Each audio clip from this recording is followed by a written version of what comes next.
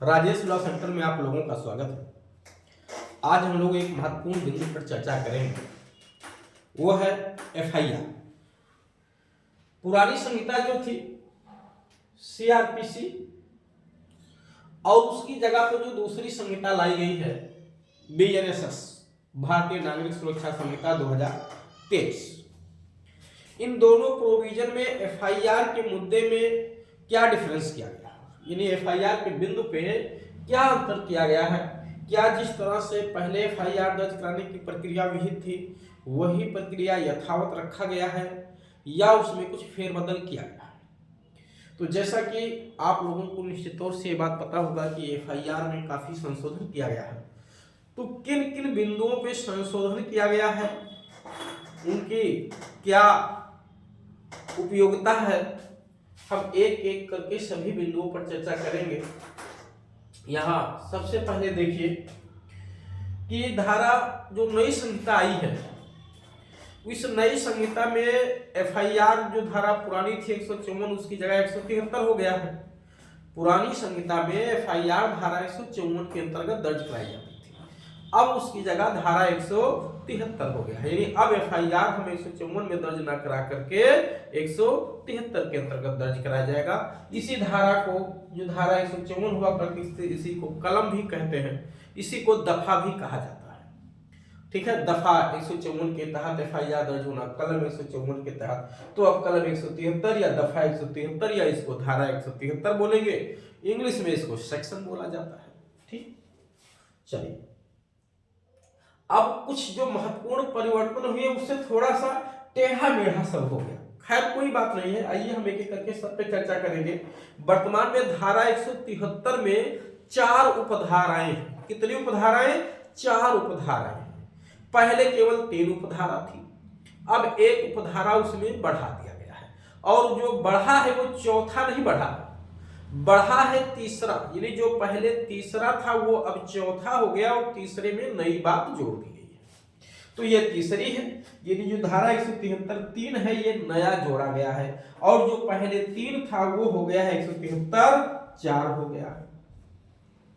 ठीक, जो पहले 173 2 था वो 2 आज भी है, जो 173 1 था वो आज भी है, बट अब उस रूप में नहीं है जिस रूप में पहले था। इसमें परिवर्तन किया गया है, इसमें कोई परिवर्तन नहीं किया गया है, ये नया जोड़ा गया है। और 174 4 में भी कुछ परिवर्तन हुआ है, जो पहले 173 3 था उसमें भी कुछ परिवर्तन हुआ।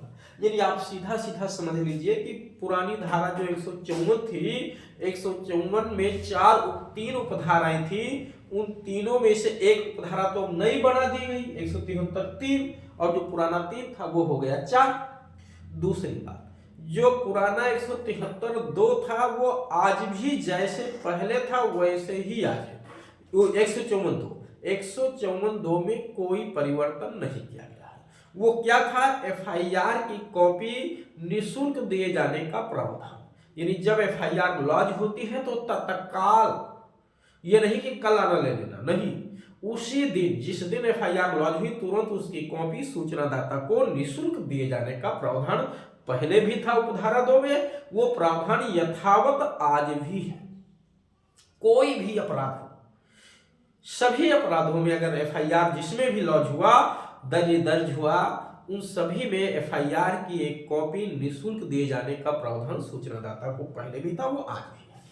बाकी सब में परिवर्तन हुआ है। अब क्या किया गया, किसमें आते हैं उसी पे देखते हैं। 173 1 में आप देखेंगे, पहले 1 में 2 उपखंड है, 1 और 2, फिर उसमें भी देखिए 2 परंतुक लगे हुए हैं।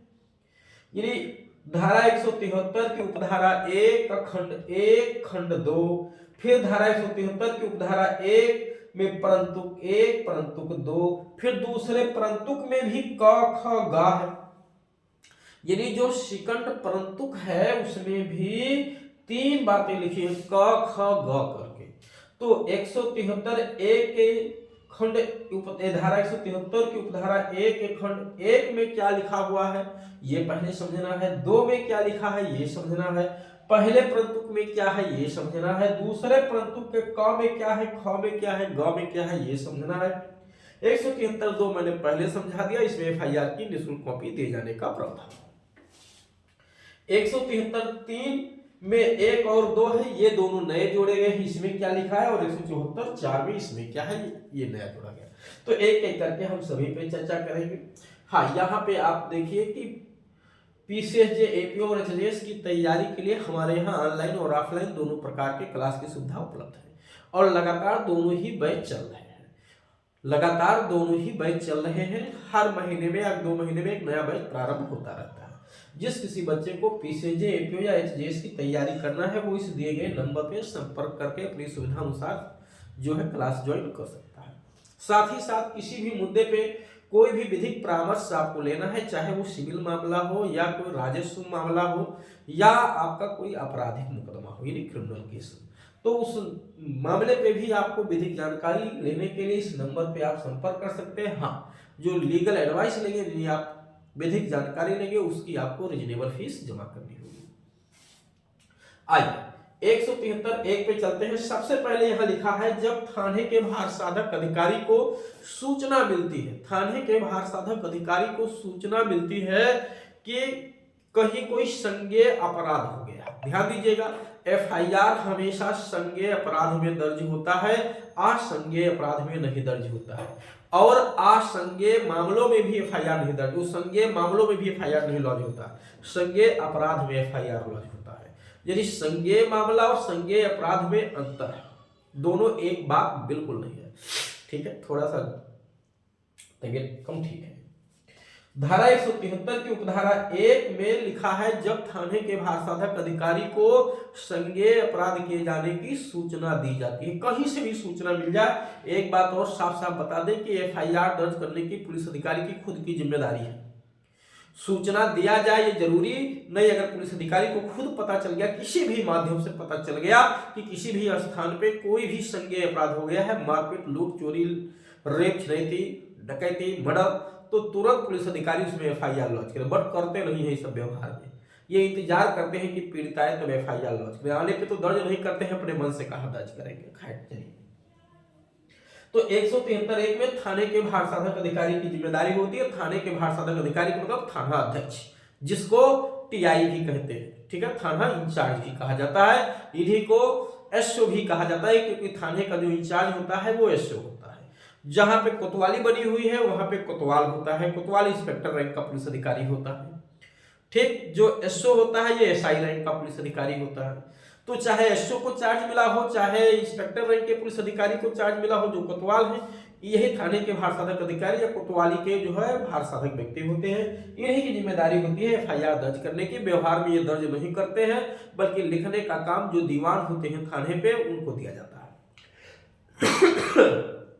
दीवान का तात्पर्य रिकॉर्ड कीपर से है, नहीं कह सकते हैं कि पढ़ा लिखा व्यक्ति होता है, ये समझदार होते हैं, कानून की इनको जानकारी होती है, ये लिखने पढ़ने में माहिर होते हैं, इनका काम जो है लिखने का दे दिया जाता है, तो लिखने की जिम्मेदारी इन्हीं की होती है।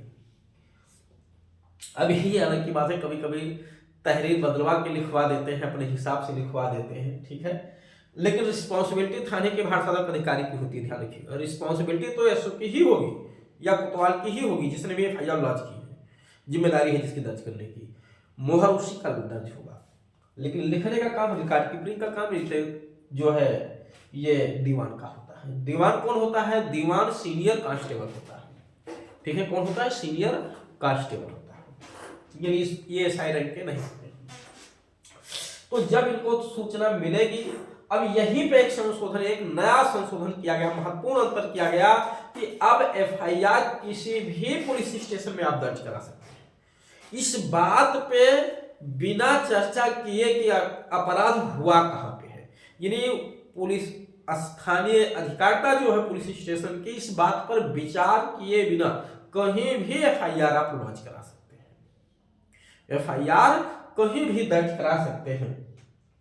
पहले एफआईआर संबंधित पुलिस स्टेशन में दर्ज कराने का प्रावधान था जहां पे अपराध घटित हुआ, लेकिन अब इस बात पे कोई विचार नहीं किया जाएगा। अगर अपराध दिल्ली में हुआ है तो भी आप महाराष्ट्र में भी एफआईआर लॉन्च करा सकते हैं, ये छूट दे दी गई है। बट व्यवहार में मुझे तो नहीं लगता पुलिस वाले दर्ज करेंगे। ठीक है, भगा देंगे मार के, दर्ज नहीं करेंगे जल्दी, जब तक कोई बहुत हाईलाइटेड मामला ना हो। जबकि आप दर्ज करा सकते हैं पूरे भारत में कहीं भी।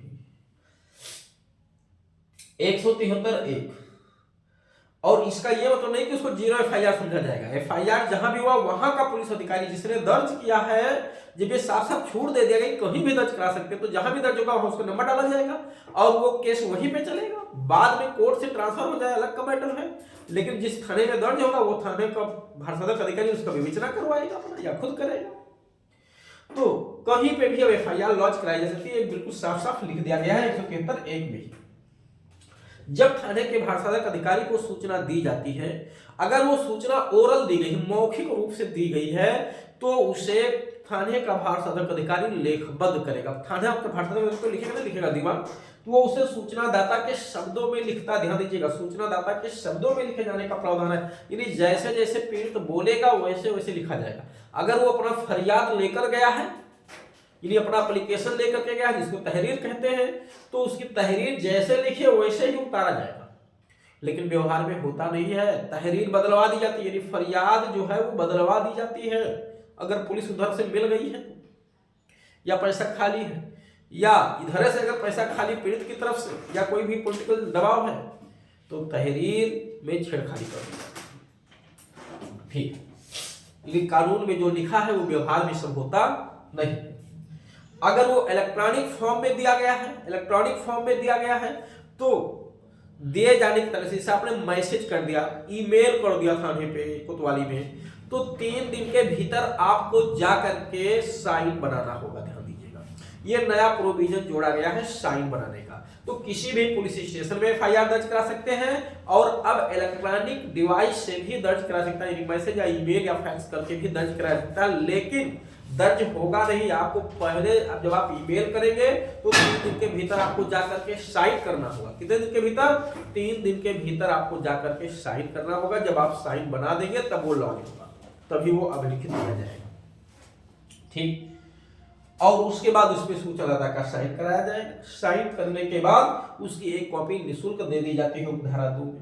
अब परंतु क्या लिखा हुआ है कि अगर वो FIR जो सूचना दी गई है वो महिलाओं से जुड़े हुए अपराध है, कौन सा अपराध, चाहे वो बिजनेस की धारा 64 का अपराध हो, रेप का 64 के अलावा 65 का अपराध हो, 16 वर्ष से कम आयु की महिला के साथ अपराध हो, 12 वर्ष से कम आयु की महिला के साथ अपराध हो, 64(2) बिजनेस की धारा बता रहा हूं, धारा 65 का अपराध हो सामूहिक रेप, ठीक है, धारा 66 का अपराध हो, वो 66 जो विकृतिशीलता की दशा में रेप किया गया हो, धारा 66 का अपराध हो सामूहिक रेप, धारा 77 वो 67 का अपराध हो मैथुन, 68 का अपराध हो मैथुन, 69 का अपराध हो मैथुन, यानी 67, 68, 69 ये सब मैथुन के अपराध हैं। चाहे 70 का अपराध हो, चाहे 71 का अपराध हो, यानी 70, 71, 70 सामूहिक रेप है, 71 जो है रेप का रिपीटेशन है।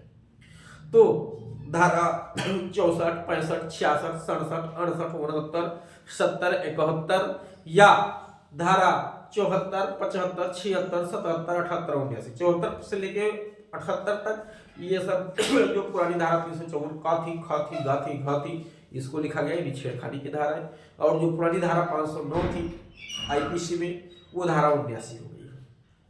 यह धारा 124 लिखा हुआ, तेजाब फेंकने या उसको फेंकने का प्रयास करना। इन धाराओं में FIR पीड़ित का FIR लिखा हुआ है कि महिला पुलिस अधिकारी या महिला अधिकारी द्वारा दर्ज किया जाएगा। ध्यान दीजिएगा, जो FIR दर्ज होगा यानी रेप और छेड़खानी या मैथुन के अपराधों में या एसिड के मामलों में FIR महिला पुलिस अधिकारी या महिला अधिकारी द्वारा दर्ज किया जाएगा। ये पहले परंतु में लिखा हुआ, ध्यान दीजिएगा, ये पहले भी था, इस बार भी है, इसमें कोई परिवर्तन नहीं हुआ है। यानी ये दोनों परंतु पहले भी थे, इस बार भी है, कोई परिवर्तन नहीं हुआ। ध्यान दीजिएगा, इस 173(1) में जो भी परिवर्तन हुआ है वो केवल 2 बातें, इतना कि FIR पूरे भारत में कहीं भी दर्ज कराई जा सकती है, दूसरा ये कि इलेक्ट्रॉनिक डिवाइस से भी दर्ज कराई जा सकती है, लेकिन 3 दिन के भीतर आपको जाकर साइन करना पड़ेगा जब आप फैक्स करेंगे उस डेट से, तभी वो दर्ज किया जाएगा, अन्यथा नहीं। दूसरे परंतु में ये कहा गया कि उन्हीं रेप और छेड़खानी या मैथुन या एसिड अटैक के मामलों में जो धाराएं लिखी 64, 65, 66, 67, 68, 69, 70, 71, 74, 75, 76, 77, 79, 124, इन धाराओं में ठीक है। इसी जगह पुरानी धाराएं जो हुआ करती थी वो 376 376 का 376 का खा घा घ का घ खा गा और जो है 326 और 509 ये धाराएं पुरानी थी। तो उन्हीं धाराओं के तहत का ख गा जो प्रस्तुत में लिखा गया है कि अगर महिला जिसके साथ रेप छेड़खानी या एसिड फेंका गया है अगर वो अस्थाई या अस्थाई रूप से निःशक्त है, अक्षम है, विकलांग है, मानसिक रूप से मेंटल डिसऑर्डर है, नहीं समझ पाती है, तो ऐसी स्थिति में उसका बयान उसके उस मामले में जिसने सूचना दी है उस सूचना दाता के स्थान पे या सुविधाप्रद स्थान पे जाके उस मामले में बयान दर्ज किया जाएगा। ध्यान दीजिएगा, यानी ऐसे व्यक्ति को थाने पे बुला के एफआईआर नहीं लॉन्च किया जाएगा। और ये क में लिखा हुआ है, ख में उसकी वीडियोग्राफी भी कराई जाएगी। अगर महिला मानसिक या शारीरिक रूप से अक्षम है तब वीडियोग्राफी कराए जाने का प्रावधान है। यदि हर रेप के मामले में वीडियोग्राफी एफआईआर दर्ज होते समय कराई जाए, ये अनिवार्यता बिल्कुल नहीं है। केवल ऐसे रेप या छेड़खानी के अपराधों में जहां महिला मानसिक या शारीरिक रूप से परमानेंटली या टेम्पोरी अक्षम है उन्हीं मामलों में एफआईआर की वीडियोग्राफी कराई जाएगी। ये बी में लिखा हुआ है। और ऐसे स्थिति में क्योंकि वो अक्षम है तो हो सकता है बोलने में भी असमर्थ हो, तो उसका कोई विशेष प्रबोधक या दुभाषिया का यानी जो है इंटरप्रेटर या एजुकेटर की सहायता ली जाएगी। ध्यान दीजिएगा, जिससे उसकी भाषा को समझा जा सके वो क्या बोल रही है। और गा में लिखा हुआ है कि ऐसी स्थिति में जहां महिला अक्षम है उसका बयान लिया गया है तो तत्काल धारा 183 जिसको कलमबंद बयान कहते हैं, मजिस्ट्रेट के समक्ष बयान कहते हैं, 183 की उपधारा 6 के खंड का के अधीन बयान उसका तत्काल लिखवाया जाएगा। और जब 183 खंड का देखेंगे तो वो कहता है कि उपधारा 5 में जैसा लिखित किया गया उस तरह से बयान लिखा जाएगा, यदि शपथ भी दिलाया जा सकता है। बयान तुरंत लिखा जाएगा। मजिस्ट्रेट के यहाँ भी बयान, यदि रेप और छेड़खानी के अपराधों में एफआईआर लॉन्च करते ही पुलिस अधिकारी की जिम्मेदारी है कि वो पीड़िता का बयान कोर्ट में ले जाकर के तत्काल दर्ज करवाए। तो ये सब पुराने प्रोविजन थे, ध्यान दीजिएगा, पहले भी थे इस बार भी है ये, परंतु का खागा इसमें कुछ भी परिवर्तन नहीं, केवल परिवर्तन हुआ है दो बातें। एक दो में कि ऑडियो भी इलेक्ट्रॉनिक डिवाइस से भी एफआईआर लॉन्च कराई जा सकती है और दूसरा कि एफआईआर पूरे भारत में कहीं भी दर्ज कराई जा सकती है। ठीक, 173(2) ये जैसे पहले था वैसे इस बार भी इसमें भी कोई नया परिवर्तन नहीं किया गया है। दूसरे में 173(3) में ये पूरा का पूरा नया जोड़ा गया है। ध्यान दीजिएगा, ये पहले नहीं था। 173(3) की जगह 174 जो 4 था वो था। इसमें क्या किया गया है, इसमें ये दे दिया गया है, ध्यान दीजिएगा, बहुत ध्यान से समझना है आपको। 173(3) में लिखा हुआ है कि धारा 175 में किसी बात के वो धारा 175 के अधीन रहते हो, 175 के अधीन रहते हो, क्योंकि 175(3) में जो है मजिस्ट्रेट को इन्वेस्टिगेशन करने का आदेश देने की पावर होती है। जो पहले 156(3) हुआ करती थी वो 175 अब 3 हो गई है। तो अगर मजिस्ट्रेट ने ऑर्डर कर दिया है तब तो एफआईआर लॉन्च करना मैंडेटरी है, अन्यथा 3 वर्ष से लेकर के 3 वर्ष या उससे अधिक के कारावास दंडनीय अपराध जिसमें 7 वर्ष से कम सजा हो, 7 से कम हो, 7 तक नहीं, 7 से कम हो, 7 से कम हो, इंग्लिश में लिखा हुआ लेस देन 7 इयर्स, और 3 वर्ष या तो एग्जैक्ट हो या उससे अधिक, और 7 वर्ष से कम हो, 7 वर्ष भी नहीं चलेगा। ऐसे अपराधों में 3 वर्ष या उससे अधिक किंतु 7 वर्ष से कम के कारावास दंडनीय अपराधों में पुलिस अधिकारी को ये विवेकाधिकार दिया गया है कि वो चाहे तो एफआईआर लॉन्च करते समय, एक में है एफआईआर लॉन्च करने से पहले और 2 में है इन्वेस्टिगेशन करने से पहले, उसकी प्रारंभिक जांच करे। किससे प्रारंभिक जांच कराए? ठीक है, प्रारंभिक जांच करने के लिए अनुमोदन ले डिप्टी एसपी रैंक के पुलिस अधिकारी से कि इसमें प्रथम दृष्टया एफआईआर लॉन्च किया जाए या इन्वेस्टिगेशन किया जाए या ना किया जाए, और एफआईआर लॉन्च करने में लिखा हुआ 14 दिन के भीतर ये इन्वेस्टिगेशन किया जाएगा, यानी प्रारंभिक जांच किया जाएगा।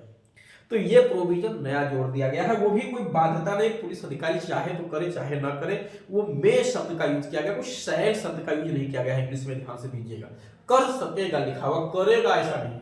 तो चाहे तो एफआईआर अपने मन से तुरंत लॉन्च कर ले या चाहे तो उसमें प्रारंभिक जांच 14 दिन के भीतर कंप्लीट करके एफआईआर लॉन्च कर ले।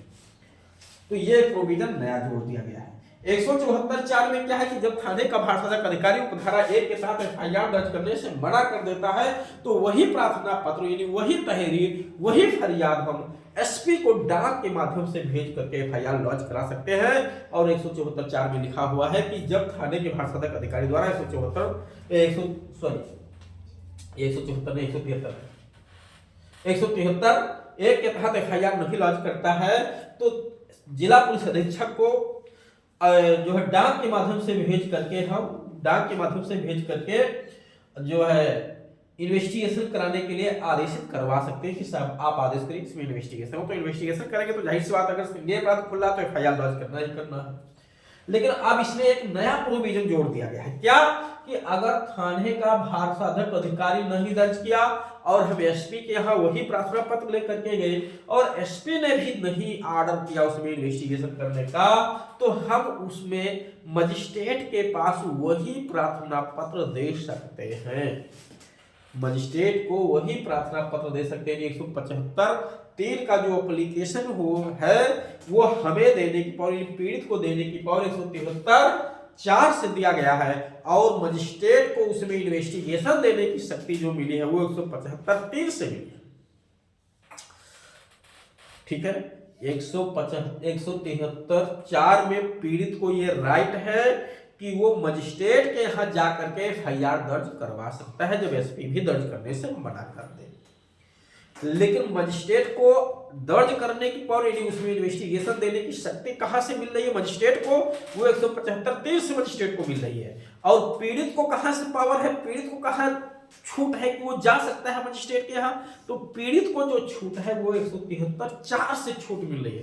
पहले ये छूट मिलना और ऑर्डर एफआईआर दोनों दर्ज करना मजिस्ट्रेट द्वारा ऑर्डर करना ये दोनों 156(3) में हुआ करता था, बट अब उसको बिखेर दिया। 173(4) में पीड़ित को राइट है कि एसपी के यहाँ नहीं काम हुआ तो मजिस्ट्रेट के यहाँ जा सकता है। यानी 173(3) में उसको दो जगह जाने की पावर है, पहले एसपी के यहाँ थ्रू डाक और एसपी से नहीं काम हुआ तो थ्रू जो है कोर्ट जा सकता है। वो मजिस्ट्रेट के यहाँ, किस मजिस्ट्रेट के यहाँ? जो अपराध का संज्ञान लेने के लिए सक्षम है। संज्ञान के लिए सक्षमता बताई गई है धारा 210 में, ध्यान दीजिए। तो लेकिन जब हम धारा 175(3) पढ़ते हैं तो वहां लिखा हुआ है कि जो एप्लीकेशन यानी मैंने एसपी को दिया था उस एप्लीकेशन पे एफिडेविट लगाना पड़ेगा। विद एफिडेविट हम कोर्ट में जा सकते हैं, ध्यान दीजिएगा। अब प्रश्न है, अब आप कहेंगे कि सर ये ललिता कुमारी का केस का क्या होगा? क्योंकि ललिता कुमारी के केस में कहा गया था एफआईआर दर्ज करना पड़ता है, सभी मैंडेटरी है। भाई ललिता कुमारी का जजमेंट पहले था, पार्लियामेंट ने कानून बाद में बनाया है 173(3) कि अगर एक पुलिस अधिकारी चाहे तो 3 वर्ष या उससे अधिक के कारावास दंडनीय अपराध जिसमें 7 साल से कम की सजा हो जो है जिला उप पुलिस अधीक्षक से जो है अनुमति ले सकता है इन्वेस्टिगेशन करने के लिए। प्रथम दृष्टया उस मामले में कार्रवाई करने के लिए आधार है या नहीं, या एफआईआर दर्ज करने के लिए प्रारंभिक जांच कर सकता है, वो अपराध कोई भी हो, क्योंकि ये नया प्रोविजन आया है, ध्यान दीजिएगा। बाकी अगर उसमें साफ साफ दिख रहा है कि संज्ञेय अपराध हुआ है तो फिर प्रारंभिक जांच करने की होता है। जहां डाउट हो प्रारंभिक जांच करने की वहां आप करेंगे, जहां कोई डाउट नहीं है वहां आप इस शब्द का प्रयोग नहीं करते। इसलिए यहां साफ साफ लिखा है कि ये विवेकाधिकार है, बट ये विवेकाधिकार माना नहीं है पुलिस अधिकारी का। तो उम्मीद है कि भारतीय नागरिक सुरक्षा संहिता 2023 की धारा 173 में एफआईआर दर्ज करने से लेकर जितने प्रोविजन में नए बदलाव किए गए वो आपको समझ में आ गया होगा।